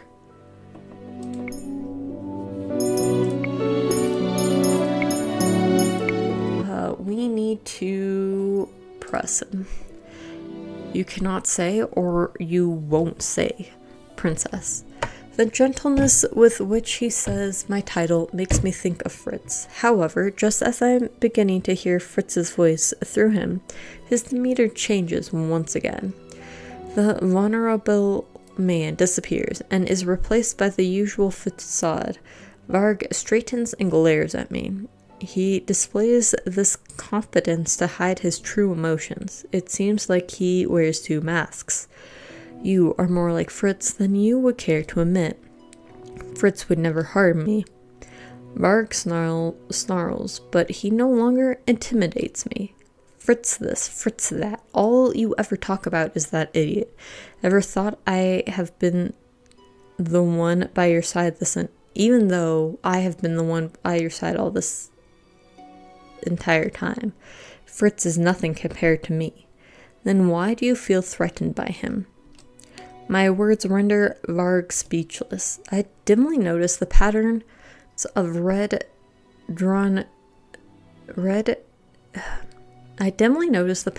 of red dawn scattered across my room. That's a weird way to phrase that. But sure, why not? The sun is almost up. I look back at Varg, my eyes seeking Fritz. Varg moves, his eyes fierce, as he closes the distance between us.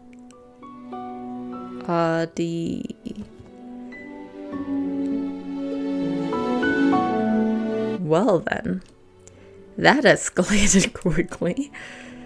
Varg presses his lips to mine, effectively stifling the rest of the word. I have only a moment to gasp out for breath before Varg kisses me again, more deeply. I raise my hands to push him away for a brief second as my mind hazes over in shock.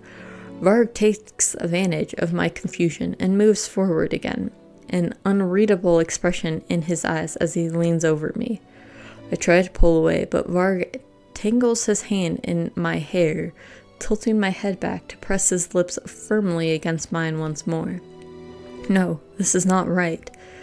I tremble as his free arm swipes down my back and eventually comes to rest at my waist. Why is he kissing me? He doesn't even like me. Anger clears my mind. I ball my hands into fists and shove at Varg's chest. His eyes are bright and out of focus when I am able to look into them. His chest betrays his laboring breathing. I wipe the back of my hand against my mouth as I glare at Varg. I do not trust myself to speak without screaming at him. Coherence slowly starts to filter back into his gaze. I can see the awareness in his gaze, along with guilt. I suddenly realize that my cheeks are now wet with tears. Why am I crying? Varg takes a step towards me, and though he does not utter a single word, I can see his body language that he means to apologize. He reaches a hand out as if to touch my face. No. I move back and close my eyes. Aduva. Lucetta? I open my eyes when I hear the familiar voice and watch as Fritz quickly rushes to my side and kneels in front of me. His hands cup my face as his thumbs brush against my cheeks, wiping away the tears that I cannot stop. What did he do, princess? Fritz. I feel suddenly overwhelmed, like there is too much whirling in my mind. I am not sure how long we sit there together. It feels short, like a single moment, but it could have been an eternity. I'm sorry, princess. I shake my head in an attempt to clear my frustrated thoughts. Fritz frowns, but the expression clears as he brushes my hair away from my face. His fingertips gently trace my cheeks as he speaks. I failed as your knight. I should have never left you alone that night. I could have stopped all of this from happening. All I've done is cause you pain, and this past week has been ill. I didn't know if you would wake up or if I would be able to be with you when you did. He looks at me, his expression grim. And I wasn't there when you did. Varg was. You finally know about him? Fritz nods as he gives me a pained smile. No apology could ever be enough to excuse what I did to you. I doubted you that night because I thought that what you were saying was impossible. I wondered how I could be cursed without knowing about it, but now I hate myself for treating you the way I did. I must have put you through so much suffering because I did not believe you. I know I have never been worthy of you, but now I have betrayed the trust you had in me. He drops his hands and pulls away from me. I don't think I have the right to be called your knight. I reach out and grab his hand without thinking. Don't say that. Fritz looks at me in shock. His wide eyes gaze His wide-eyed gaze only makes me feel embarrassed, and I have to focus to keep from floundering. After a long moment, Fritz manages to smile at me. It is small, but genuine. I don't deserve your kindness. Kindness, is that what this is? We sit together in silence for some time, enjoying each other's calming presence. My room is quiet as the sun steadily starts to rise. I do not know what has happened during the last week. Oh, do you know what happened during the last week? I'm afraid not. I wasn't myself for most of it. He's fading even faster now, and just when I feel like I truly started to know him. I already told you about the disappearance of the prince and the princess, but it seems like the queen has gone missing as well. Ophelia is missing? I can only hope they made it out alive and that Rod led them back to the margin. There they will be safe. I did not think I would ever trust anyone there, but I still don't. But Parfait said that the margin is a place evil cannot overtake, and whether or not Varg is truly evil, his mission is to kill them. I can at least be sure Parfait will protect them. King Gennaro is still here, but he is different. He's not himself, and what happened? It's your mother. The day you fainted, the same morning your mother returned. I can only stare at Fritz in shock, knowing that what happened was that night wasn't just a dream. Everyone in the castle is acting as if nothing is wrong. It's like the last 4 years hasn't happened. But the instant I saw her, I recognized her. And after that, well, I don't remember what came next. My next conscious moment was today when I saw you. Fritz raises his hand as if to touch my face, but he abruptly pulls it away. He flinches, then doubles over, his face contorting with pain. No, not now. I won't let you. His eyes are cloudy. His gaze turned inward. He is speaking to the other side of himself that I cannot see. I reach out to him and try to call him back. Fritz. He looks up at me and attempts a sad smile. He's trying to make it seem like he's fine. When he speaks, it's through gritted teeth. I'll never let him hurt you. Can you trust me about that at least? Yes. Lucetta. The shadows dance around him almost tauntingly at first, then they simply engulf him and Fritz disappears into darkness. I take a step back. I hate to interrupt. You again. I snarl at him, but Varg merely shrugs. He looks indifferent, as if what transpired between us before never happened. I have things to do today. Varg turns away and walks briskly out of my room without glancing back. I make my way through the hallways of the palace, determined to find Sir Mythos. Over the past few months, I've been all but invisible to the people in the palace. It allowed me to pass undisturbed.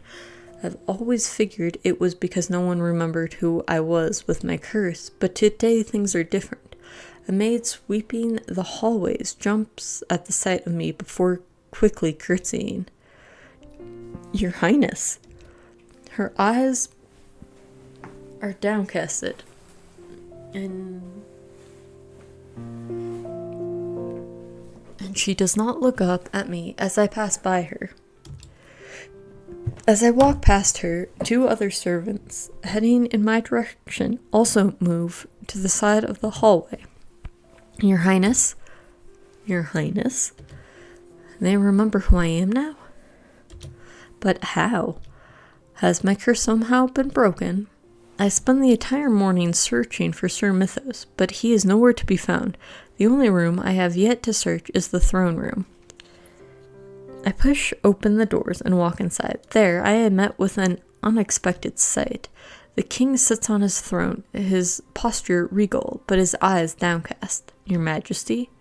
He does not look up when I enter, but I can see that his eyes are stormy, unmoving. I approach him cautiously, and upon closer look, I notice how his eyes look so empty. It's almost as if he cannot see me. I inhale and something catches in my throat. My heart begins to beat rapidly. What have they done to you? My princess? I whirl around and see Sir Mythos approaching me with a smile. Where did he come from? I could have sworn there was no one else here when I entered. Sir Mythos? I was just on my way to see you. Varg just told me you had awakened. What is wrong with the king? Physically, there is nothing wrong with him at all. Anger begins to burn within me. You swore you wouldn't harm him. Is he not alive, my princess? Take a good look at him. The king is completely unharmed. The change in Sir Mythos' expression is subtle, but I can feel the malice in his gaze. I should add that it was difficult to keep this promise, princess. My queen will be having words with you about this. Mother, where is she? She has left the palace for the time being. You have been unconscious for a week. My queen could not spend every moment fretting by your bedside. But didn't Varg say he was the one who stayed by my side? I shake the thought from my mind. When will I be seeing her? At dinner, I assume. Now, if that's all. Wait, Sir Mythos pauses abruptly to look at me. The servants I met in the hallway seem to remember me. How? You really cannot guess? He sighs as he runs a hand through his hair. When you turned 18 and became the Tenebrium bearer, the curse that the lesser witch cast on you broke. What? Moments before your mother woke, you were the strongest witch in all of Angelia. A lesser witch's spell could not have any effect over you. Congratulations, princess. You are no longer a victim of the curse. Your life is back to the way it was before. Now, is there anything else you would like to ask me? Yes, there is. About Fritz.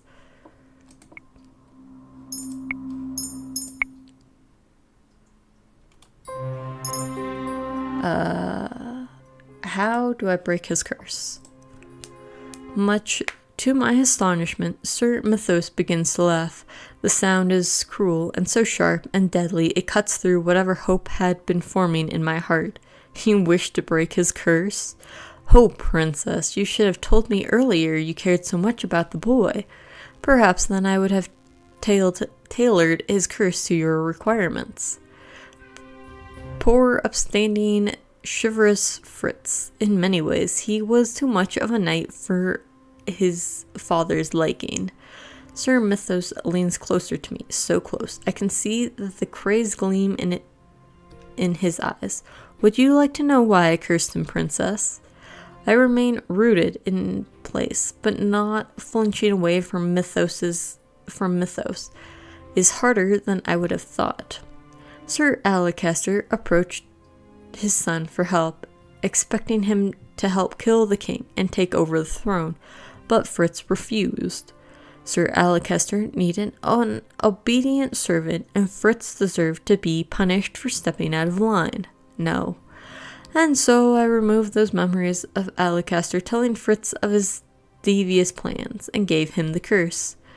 Fritz has the Little Red Riding Hood curse, that there is, after all, no better servant than the big bad wolf.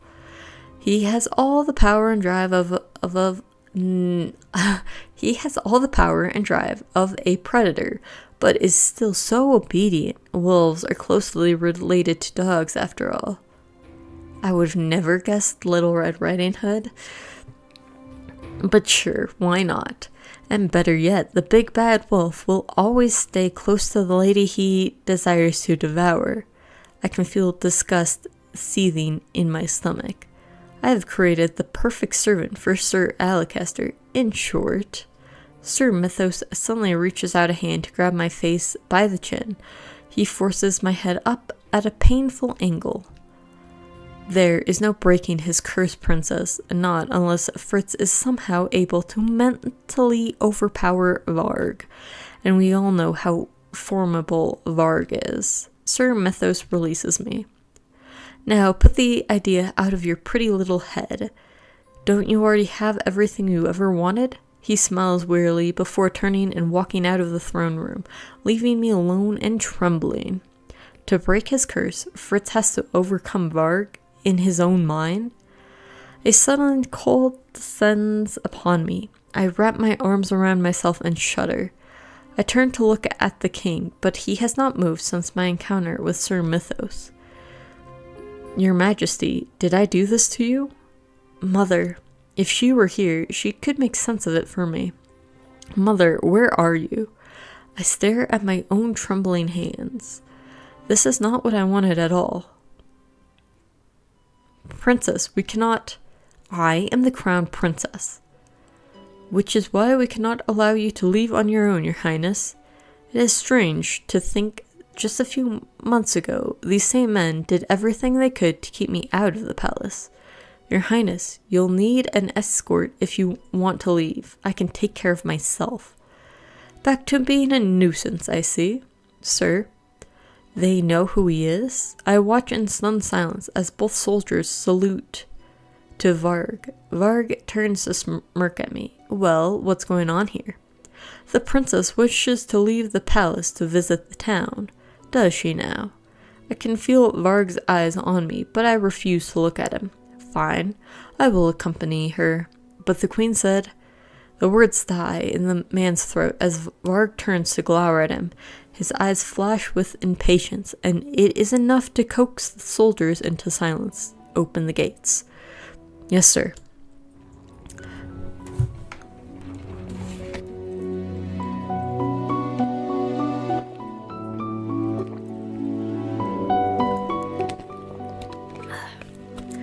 The gates swing open. I rush out, thinking that maybe if I move fast enough, I can lose Varg. So, what are we here for? Though I tried my hardest to shake him, Varg is still irritatingly close. It is impossible to leave him. Princess.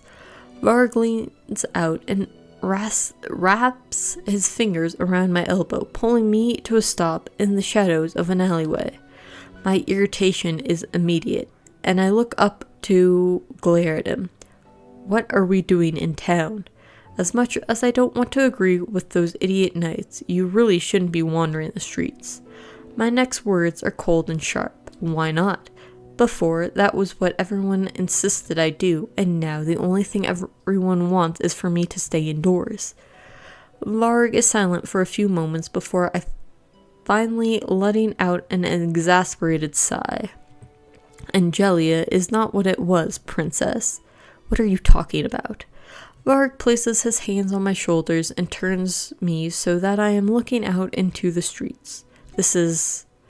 I'm not overly familiar with the kingdom, but even I can tell that something is off. The shops that had once been colorful display windows are now empty. Their displays are dull and non-existent. The liveliness of the market stalls is all but gone. My gaze is drawn to the bakery shop that Fritz has taken me all those months ago. Its dim windows tell me that it's closed. There's so many different sweets here. Buy whatever you like. Are you certain? Absolutely. I know nothing makes you happier than a good pastry. How do you know that? Well, it's a knight's job to know these sorts of things. Just how much do you know about me? Nothing that anyone else wouldn't know. What's my favorite color? Blue. My favorite flower? Lilies. I told you that these croissants were famous, right? These are my favorite. I'll get a croissant then. Not a custard Danish? I thought you liked those best. A croissant, of course, right away. An all too familiar ache beats within my chest. Has it been that long since that day? Everything was so vibrant and full of energy back then. This place was so lively, and there was music that filled the streets and performances everywhere, but now, so much has changed, it's so silent. The streets are so empty. And the eyes of the people, their eyes are glazed and unseeing, just like the king's. I step forward to get a better look without realizing I am only dimly aware of Varg's hands, which have not moved from my shoulders. What happened? The queen happened, but the people. She can take control and can demand obedience, but she can't force love or loyalty. The people of Angelia are being crushed, princess, and they know who's responsible for it. Varg's voice is hushed, but he still draws stares. I flinch back at the expression on the people's faces as they look at us. There is fear in their eyes. I instinctively retreat until I fall back into Varg, his hands tighten on my shoulders. They know that you're her daughter. These are the looks they have always given me. This is why they have feared me. Abruptly, Varg draws his cape around me, enclosing me in darkness. When light finally flickers back into my consciousness, I am facing a completely different street. I wonder... I know it's not... This is Fritz's route, so it really does not matter. But I wonder if everyone else's curse broke when we became 18. I that's a weird way to phrase it, but yeah. Because at least Walt's curse was something that we know could have been broken once we became 18. And Karma said we could dispel his curse once we were old enough. So I wonder if everyone's curse broke too. What did you do? Smoke and mirrors. Things might have gotten out of hand back there, so I got us out. He suddenly releases me and nudges me forward. Can we return to the palace now? I grit my teeth. I still want to see the town. It is impossible to think that the entire place is so changed. How is that possible? Sir Mythos said Mother was out. I really need to see her. It's almost dinner time, princess. Your family will be expecting you. Mother will be expecting me. I should see her at dinner, right? Thinking about everything that transpired exhausts me. I rub my eyes and sigh. Fine, let us return. When I enter the dining hall, the familiar figure stands by one of the windows. I have not seen her for 4 years, but she remains unchanged. Standing before me is the only person whose love I have never doubted. Mother, my dearest one. I move towards her immediately, like a moth drawn to flame. Soon, I have my arms wrapped around her in a hug. I do not care that I am crying. Mother, I have missed you so much, and I have missed you. I cannot believe that Mother is indeed alive. I am crying so hard, tears blur my eyes, and it takes effort to speak. I thought you died. Mother presses a soft, cool hand to my cheek. Her touch is more comforting than I remember.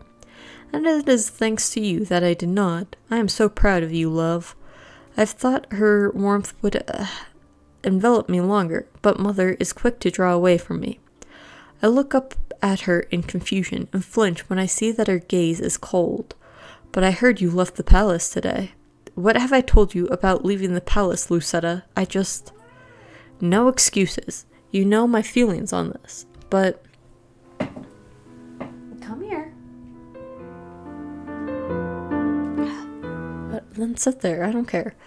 Have you truly become so disrespectful while I was absent? Let's not fight. Not tonight. Yes, Mother.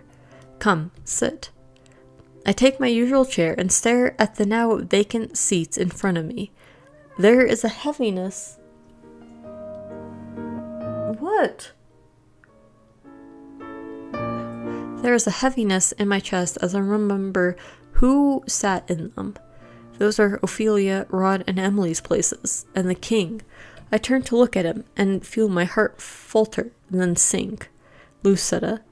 The king is sitting in his usual seat, but his expression is as vacant as it was earlier. It's nothing. Mother follows my line of sight and frowns. Ah, Mythos told me of your request. I had not anticipated that you would require something from him in exchange for reviving me.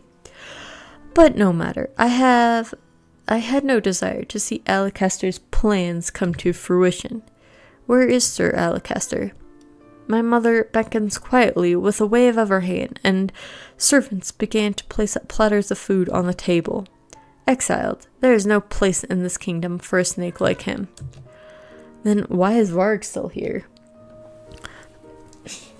What?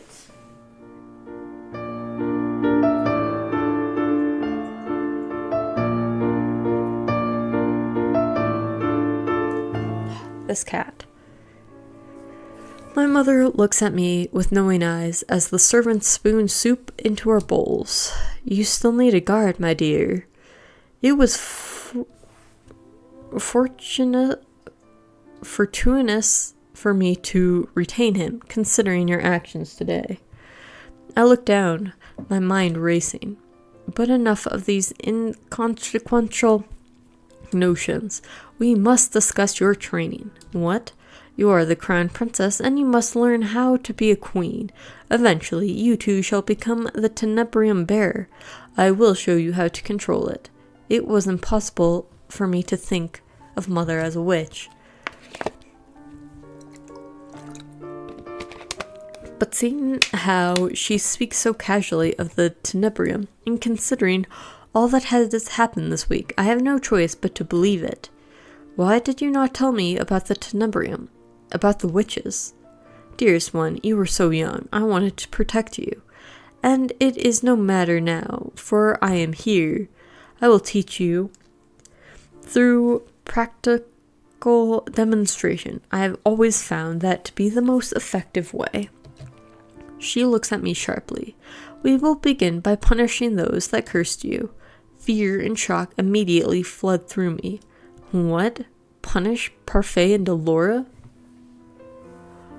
They have acted to keep you from me and from your destiny.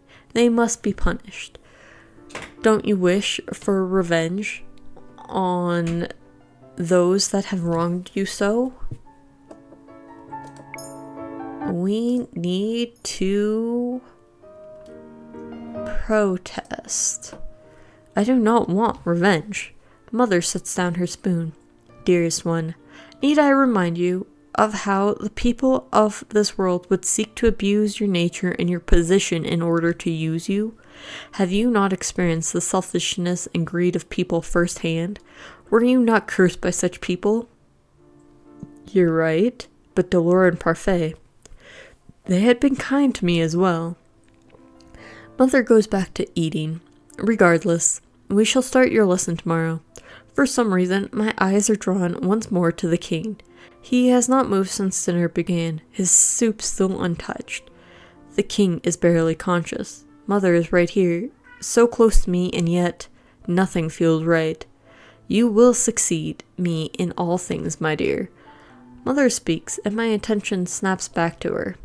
I expect nothing but your full devotion to this task. I mechanically bring a spoon of soup to my mouth and swallow without tasting. Could I really punish anyone? Oh, dearest one. Stop. You don't get anything for half an hour. Yeah, no food for half an hour. Mother's voice pulls me from my thoughts. She reaches over and brushes my hair away from my face. Her touch is heartbreakingly familiar.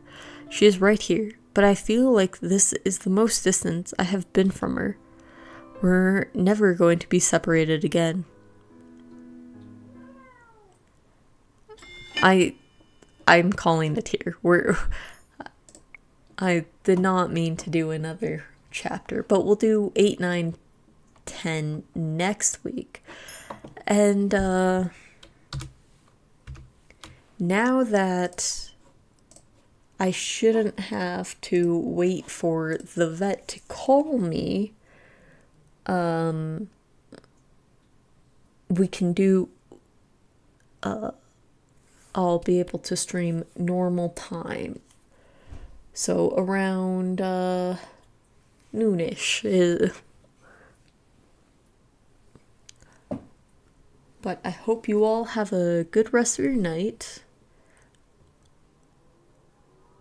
and I will see you next week. Bye.